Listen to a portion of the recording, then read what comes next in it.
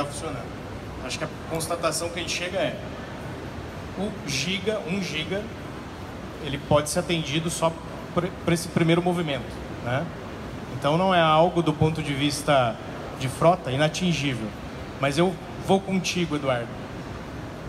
Aonde está rusgado aí? Aonde a gente não está conseguindo, talvez, traçar os caminhos necessários para realmente fazer isso acontecer? Bom, boa noite a todos.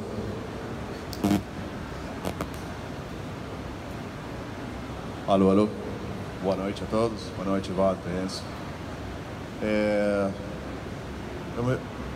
Vou primeiro responder a tua pergunta, depois vou me lembrar de uma questão aí. Mas nós estamos travando, acho que principalmente no entendimento de que podemos fazer, né? Tem alguma parte que acha que a gente não consegue fazer, ou que não teria condições de fazer. Temos tudo para fazer, mas ao mesmo tempo não temos nada, né? Porque temos todos os minérios que a gente precisa para fazer, mas esses minérios não são transformados em materiais que precisam as fábricas de bateria para fazer baterias. Então temos desafios importantes nesse sentido. Aproveito a plateia para explicar a vocês que estamos criando um centro de materiais críticos na Lagoa dos Ingleses, aqui em Minas Gerais. Vai estar vindo o pessoal do mundo inteiro. Provavelmente seja o centro de desenvolvimento de materiais críticos para a economia verde mais importante, seguramente da América Latina, pode que das Américas. Nós temos que criar esse supply chain de forma robusta para dar respaldo a esse crescimento orgânico.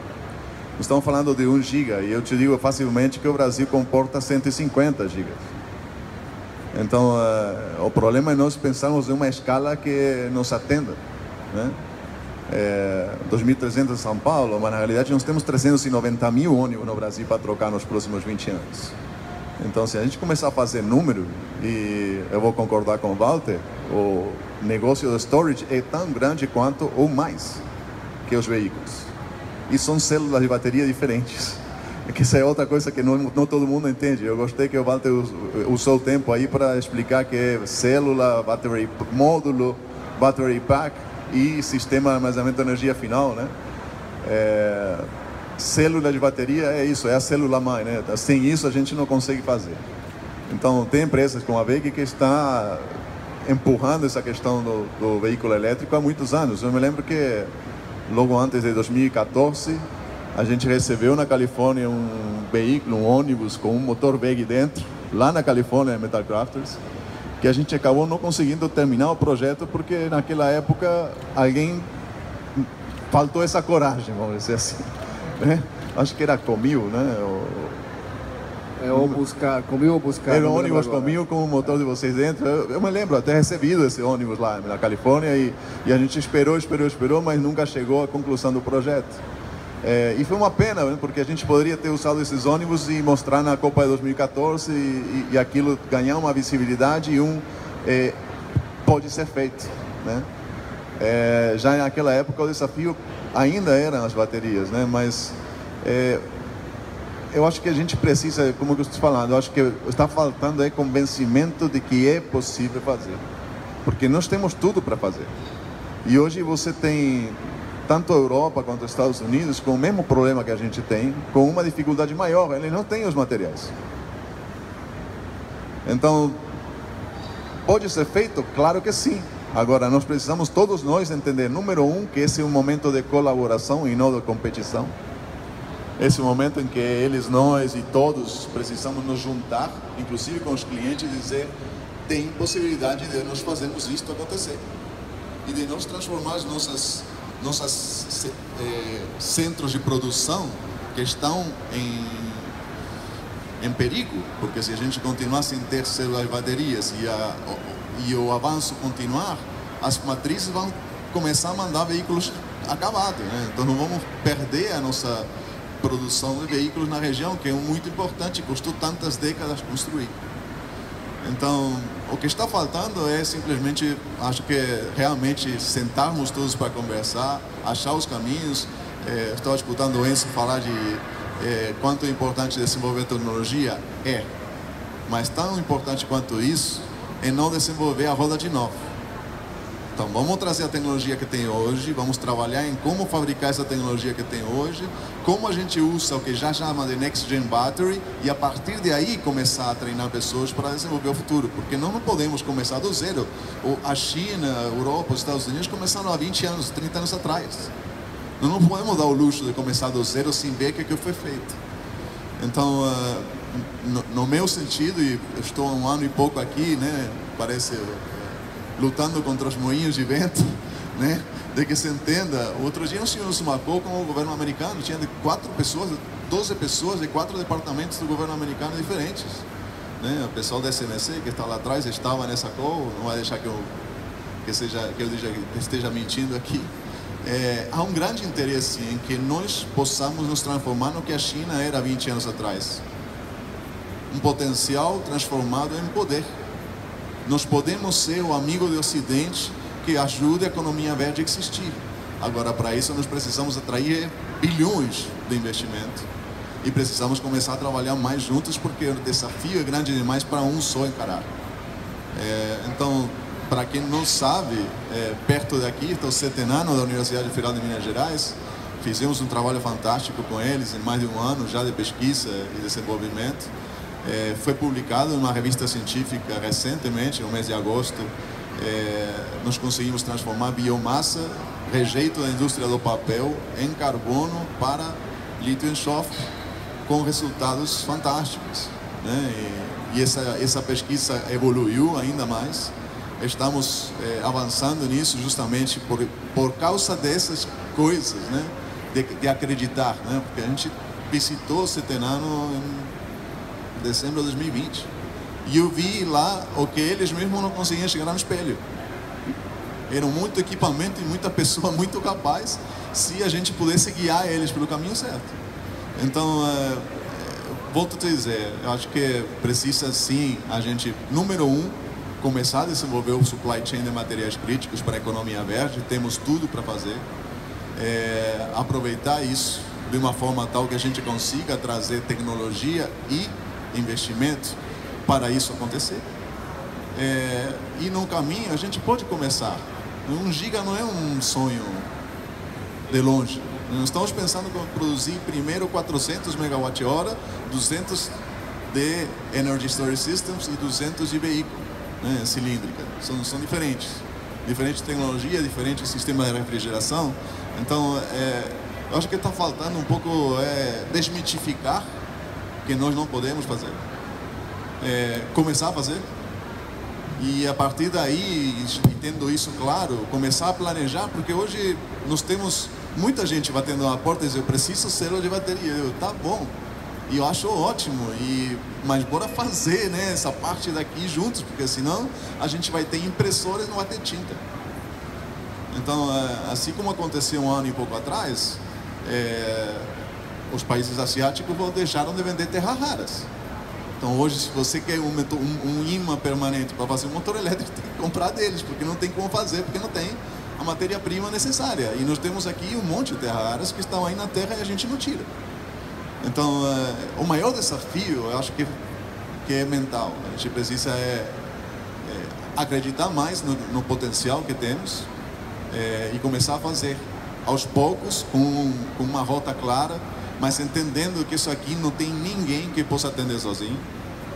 Eu te garanto isso. Nem que a VEG queira, ela consiga atender o mercado sozinha, nem que eu queira, a gente não consegue atender o mercado sozinho. Porque você pode fabricar células, depois você tem que se transformar em módulos, em battery packs, e cada battery pack para cada uso são diferentes, cada configuração é diferente, cada inversor é diferente. Então é um bicho complicado, mas ao mesmo tempo uma oportunidade ímpar que nós temos como Brasil de ser o motor de desenvolvimento dessa indústria para o norte. Então, acho que o desafio está um pouco planteado nesses termos. Legal, Eduardo. Estourando um pouco. Legal, Eduardo, que você traz uma... Talvez eu vou estabelecer aqui uma frase, né, baseado no que o Eduardo está falando. Eu acho que uma das aprendizados que essa transição de tecnologia nos traz, né, a mobilidade elétrica traz é que, em função do volume de investimento, a gente tem que aprender a trabalhar junto. Não tem dinheiro para um só, como você falou, verticalizar tudo. Então, gostei desse mote que tem o desafio tecnológico, enfim, mas também tem que começar pelo mindset de juntar as panelas, né, Walter, para poder trabalhar junto. O Walter, ele trouxe há pouco, até 4 frentes ele destacou, já fazendo um paralelo dos desafios, mas trazendo, já apontando para oportunidades. E aí eu retomo contigo, Enzo, trazendo até uma experiência. É um fio condutor, mas não é de hoje, né, que eu converso contigo, e você sempre traz um argumento que é bom, né? Olhando, claro, para os veículos pesados para passageiros, mas também olhar ali táxis, olhar veículos comerciais leves, me permita dizer utilitários, né? Em que, da primeira vez que eu vi você conversando, né, faz alguns anos, a gente até observou logo depois, né, uma enxurrada de vans, Mercado Livre, né? Então, me lembrei de você, ó, o Eduardo falando das vanzinhas, né? Então, eu quero puxar esse fio aqui, né? Então, se a gente pode dizer, né, e já estabelecemos que se 1 giga é um jogo que se joga justificado pelo volume dos ônibus, queria que você trouxesse esses outros modais na mesa. O que reserva de oportunidade para a gente? Alô? Tá baixo. Você escuta aí, não? Alô?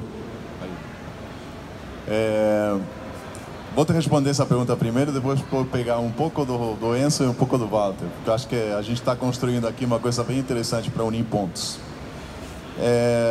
Quando eu te disse, nós estamos pensando em 200 megawatt-hora de cada coisa, é para um primeiro início e treinamento, para logo em 12 meses depois chegar em 1, para depois em 12 meses mais chegar a 5, para depois chegar a 35. Então essa é a caminhada, a exponencialidade da produção é essa.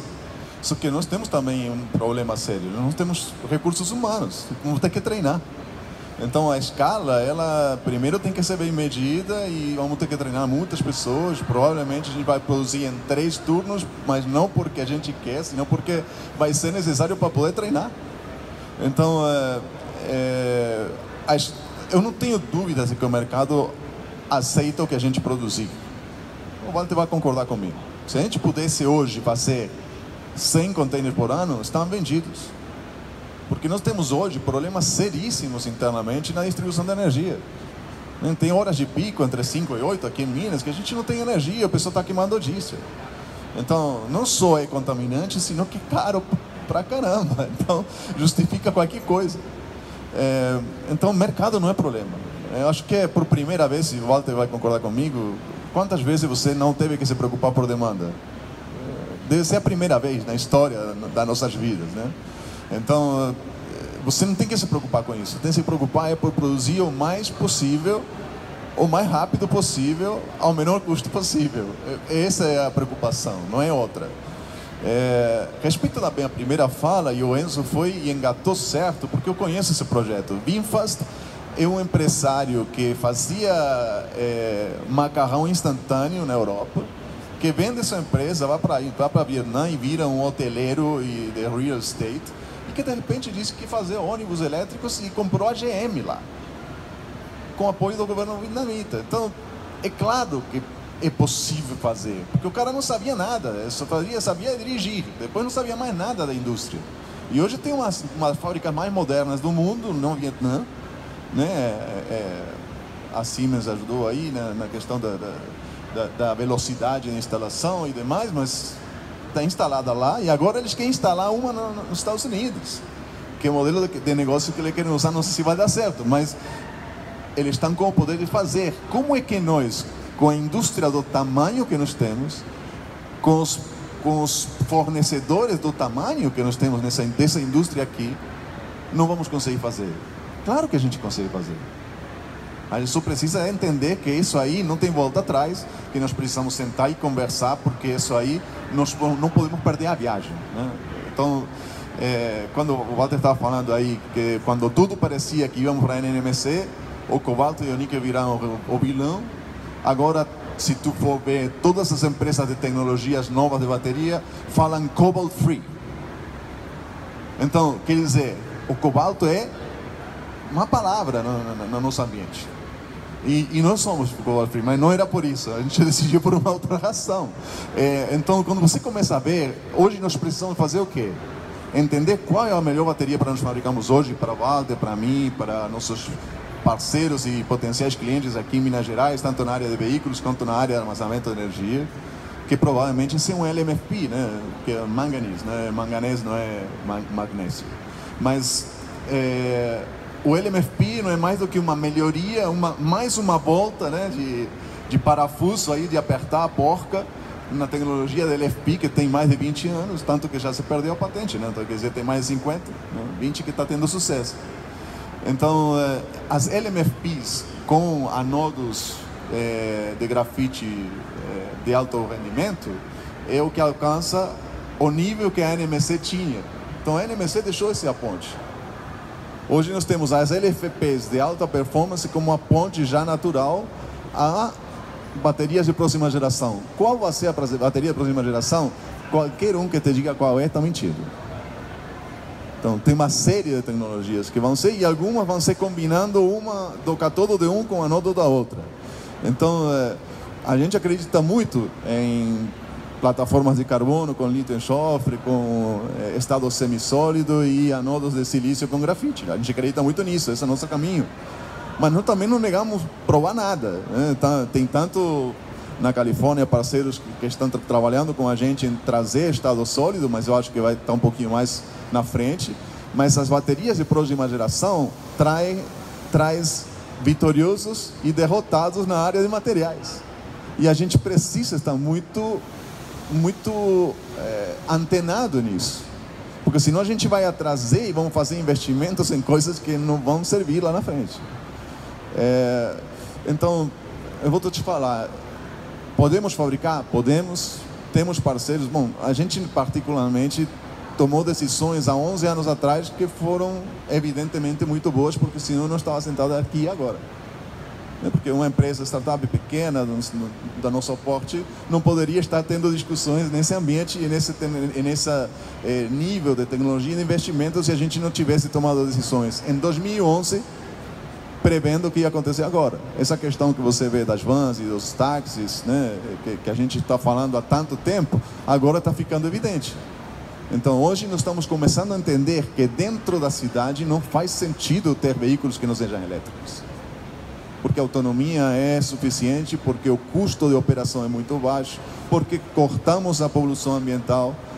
Lembrando que, como se não fosse nada importante, morrem entre 8 e 10 milhões de pessoas por ano por contaminação do ar no mundo. Então é evidente que a gente precisa começar a fazer alguma coisa e a mudar. O ESG não pode ser mais um greenwashing. O ESG tem que ser de verdade.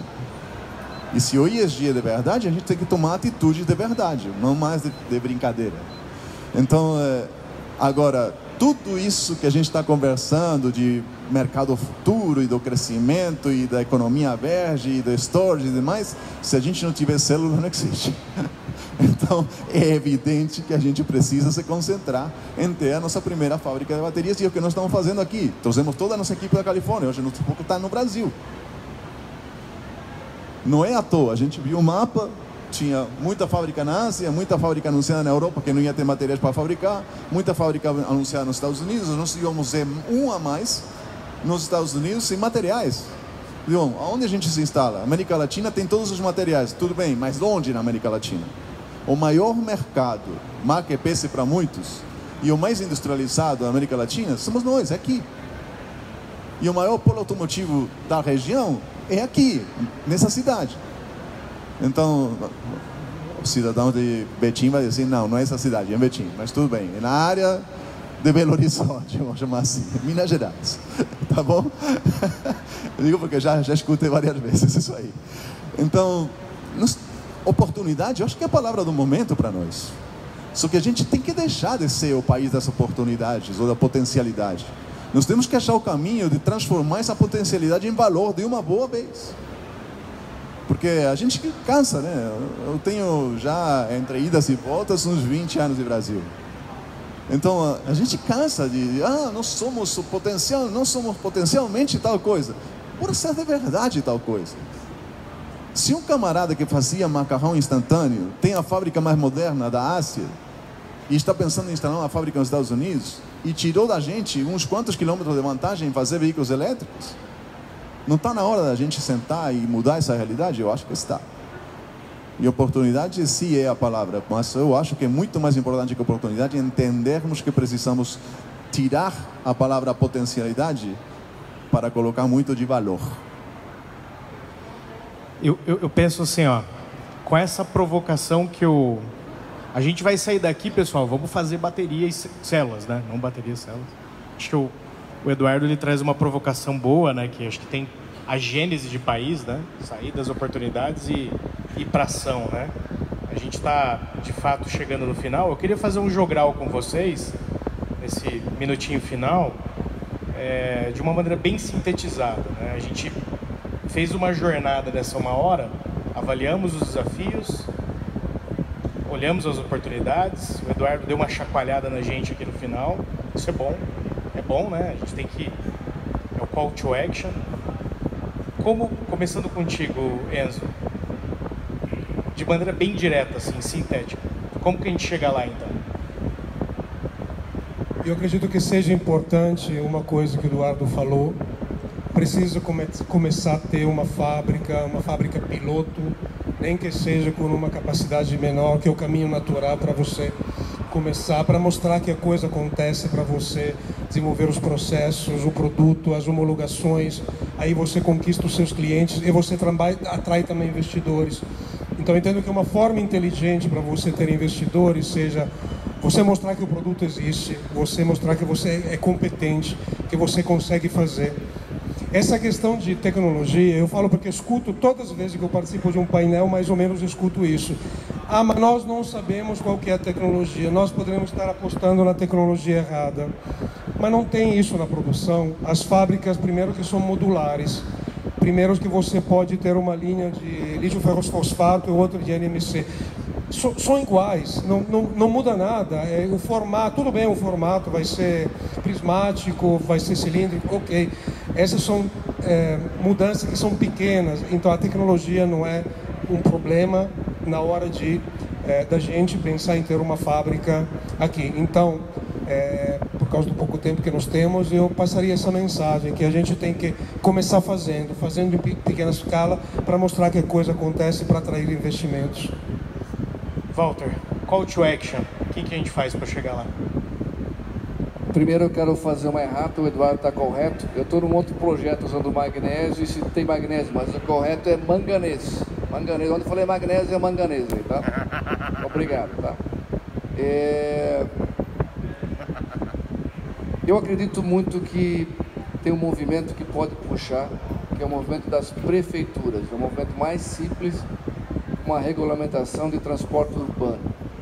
Esse movimento puxa depois outras coisas junto. E esse movimento que aconteceu em São Paulo, com o prefeito fazendo um decreto, o doravante não pode mais comprar ônibus a combustão, vai fazer uma ótima revolução no Brasil para esse movimento de um mundo mais sustentável e com industrialização desse novo segmento mundial. Ele vai dar volume, por exemplo, para uma VEG, vai dar volume para uma Eletra, volume para uma Caio, para uma Marco Polo, então ele vai estar puxando uma cadeia muito importante. Nós temos, principalmente para veículos, grandes fábricas produtoras aqui. Então a cadeia para caminhão, para ônibus, estão aqui, e para veículos de passeio também estão aqui na região. Uma parte pode vir da Argentina, mas estão aqui na América do Sul. Então, nós VEG, estamos fazendo um trabalho de formiguinha em prefeituras, porque a nível de governo federal não sai. Vamos ver agora quem vai ser o novo ministro da virada do governo, talvez haja uma política de incentivo. Segundo trabalho, alguns órgãos de fomento, por exemplo o FINEP, nós realmente estamos muito bem aprofundados em viabilizar fábrica piloto, para poder começar. Eu acho a proposta sua muito boa, Eduardo. Começa com 400, 500 MWh, depois vai para 5 GB, depois vai para, vai alavancando isso de forma progressiva.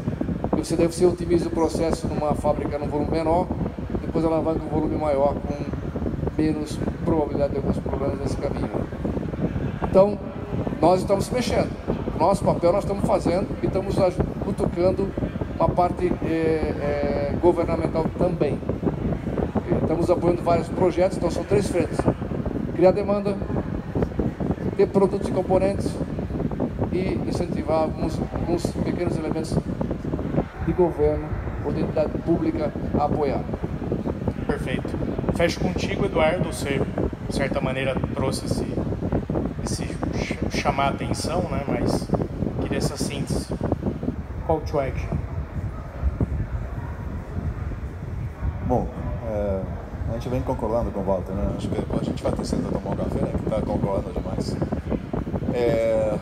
As cidades são o campo de batalha, porque em definitiva a questão se resolve nas cidades e o prefeito é aquele que todo mundo bate a porta para reclamar. Então nós criamos há 5 anos atrás uma fundação chamada EV-Share Foundation. Então a partir da EV-Share, deixa aí que daí não vai mais para baixo.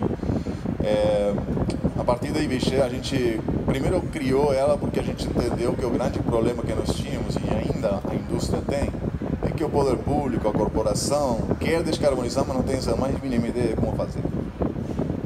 Então nós criamos isso com uma entidade sem fins lucrativos, criando uma plataforma para fazer isso acontecer e ensinar como fazer.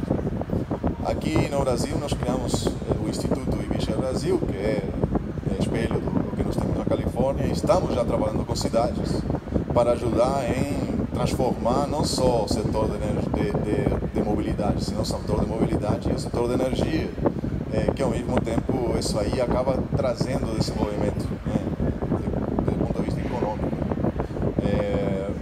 Então, eu acho que tem tanta coisa para fazer que ultimamente eu falo, gente, não sei o que vocês estão fazendo, mas bora trabalhar junto, porque não, de verdade, é a primeira vez que aconteceu na minha vida. Eu estou já com quase 30 anos de carreira aí no comércio exterior e é a primeira vez que eu não tenho que me preocupar para vender, porque eu sei que tudo que eu consigo vender. E não tenho que me preocupar por vender o conhecimento que eu tenho, porque todo mundo está demandando. Então, quando a gente criou aquela primeira Advanced Energy Community, tem um grupo de empresas lá na Califórnia que agora está tanto em voga, né, e está entrando tanto dinheiro agora, e se fala em 5G, tudo bem, isso aí é tudo integrado. O problema que nós temos é que nós estamos tentando colocar, que está todo integrado e conectado, em caixinhas e separadas. Então, se a gente continuar colocando coisas em caixinhas e separadas, a gente não vai conseguir chegar lá a tempo. Nós precisamos começar a entender que os limites das indústrias estão desaparecendo. Então, hoje você tem empresas de energia que estão dando veículos em leasing com a energia inclusa e o seguro também. Isso quer dizer que a companhia de seguro depois acorda para essa realidade, monta algo parecido, só que entra no negócio dos outros, ou esse tipo de empresa vai comer o negócio dele. Então, e isso aí vai em todas as indústrias ao mesmo tempo. Então, falando que tempo ajustado, todo mundo falou para fechar e aí, olha, a placa lá é tempo ajustado. Mas basicamente a conclusão que eu tenho é, número 1, sim, podemos fazer, estamos fazendo. Estamos fechando esse centro aí que vai ser muito importante para a região. Estamos trazendo a tecnologia atual e vamos provar que pode ser produzida. E vamos trazer a seguinte, porque nós já estamos fazendo e também você pode fazer aqui.